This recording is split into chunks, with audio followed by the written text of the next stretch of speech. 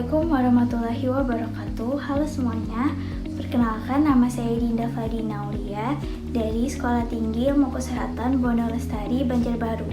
Saya dari program studi S1 Farmasi. Di sini saya akan mengulik hasil review artikel konseptual yang telah saya buat. Sebelum membahas artikel konseptual, hendaknya kita harus mengetahui apa sih artikel konseptual itu.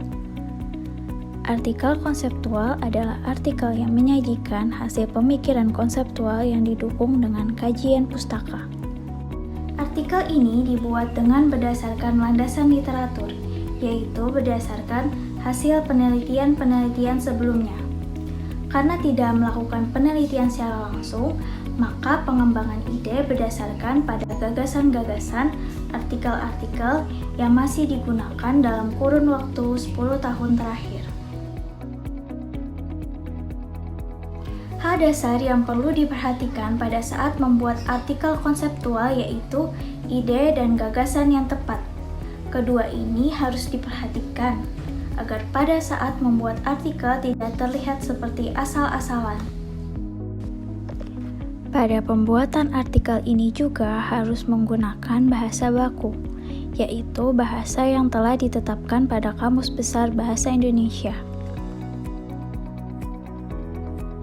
Sebelum melakukan pembuatan artikel, pastikan kita telah membuat konsep materi yang akan kita bahas dengan menentukan topik, pembatas teori, dan pembatas empiris. Berikut ini merupakan tabel yang terdiri atas topik, pembatas teori, dan pembatas empiris. Dengan memperhatikan tabel tersebut, maka judul yang diambil adalah formulasi sediaan lotion dari ekstrak daun lengkeng di Mocarpus longan sebagai antioksidan. Setelah itu, kita akan membuat kerangka yang akan kita bahas, seperti yang saya buat ini. Lalu, apa saja sih struktur artikel konseptual? Mari kita bahas satu-satu.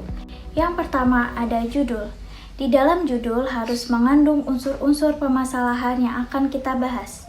Salah satu ciri penting dalam pembuatan judul yaitu provokatif. Artinya, judul tersebut harus mampu merangsang pembaca untuk membaca artikel yang bersangkutan. Seperti yang saya buat dengan judul formulasi sediaan lotion dari ekstrak daun lengkeng di Mocarpus longan Lor sebagai antioksidan.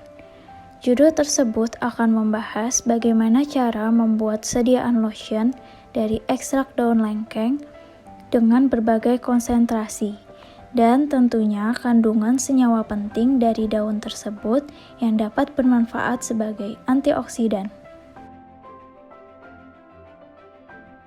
Yang kedua, abstrak. Pengembangan paragraf terletak pada abstrak. Tujuan dibuatnya abstrak adalah agar pembaca memperoleh gambaran umum dari permasalahan yang akan kita bahas. Panjang abstrak maksimal 250 kata. Diketik dengan spasi tunggal, diikuti 3-5 kata kunci. Contohnya seperti artikel yang telah saya buat, terdiri dari 155 kata dan 4 kata kunci. Yang ketiga ada pendahuluan. Biasanya pada bagian pendahuluan akan diakhiri dengan rumusan singkat tentang hal-hal pokok yang akan dibahas dalam artikel. Panjangnya 1-2 kalimat. Di bagian pendahuluan terdiri dari latar belakang yang menjadi titik tolak untuk memberikan pemahaman kepada pembaca mengenai artikel yang akan dibahas. Seperti latar belakang yang telah saya buat, terdiri dari 10 paragraf dan menggunakan konsep segitiga terbalik. Konsep segitiga terbalik adalah membahas hal umum terlebih dahulu, kemudian mengerucut ke bawah dengan pembahasan yang lebih khusus. Tujuan dibuatnya segitiga terbalik ini agar pembahasan yang akan dibahas lebih terarah dan tersusun sehingga menghindari pembahasan yang kemana-mana. Lalu yang kedua ada rumusan masalah. Rumusan masalah adalah masalah yang akan dikulik dalam artikel. Selanjutnya ada tujuan. Tujuan merupakan bagian yang akan menyelesaikan masalah tersebut. Dan yang terakhir manfaat, yang berguna membuka wawasan dari artikel yang telah dibuat. Yang keempat, isi atau pembahasan. Berisi tentang kupasan, analisis, argumentatif, komparasi, keputusan, dan pendirian sikap penulis. Banyaknya subbagian tidak ditentukan, tergantung pada kecukupan penulis untuk menyampaikan pikirannya. Pada bagian ini juga ada kutipan. Kutipan tidak boleh terlalu panjang agar tidak seperti diktat dan menjauhi sifat tertutup. Dalam artian harus runtut, logis, kritis, argumentatif, dan analisis. Contoh kutipan dalam artikel saya yaitu beberapa penelitian menunjukkan bahwa tanaman lengkeng mempunyai aktivitas antioksidan.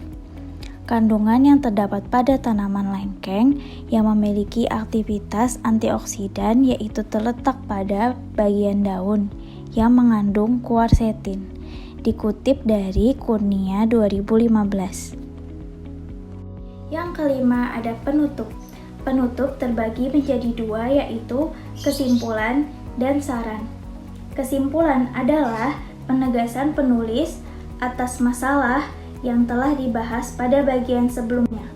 Sedangkan saran adalah pendapat atau usul untuk mempertimbangkan artikel yang telah dibuat.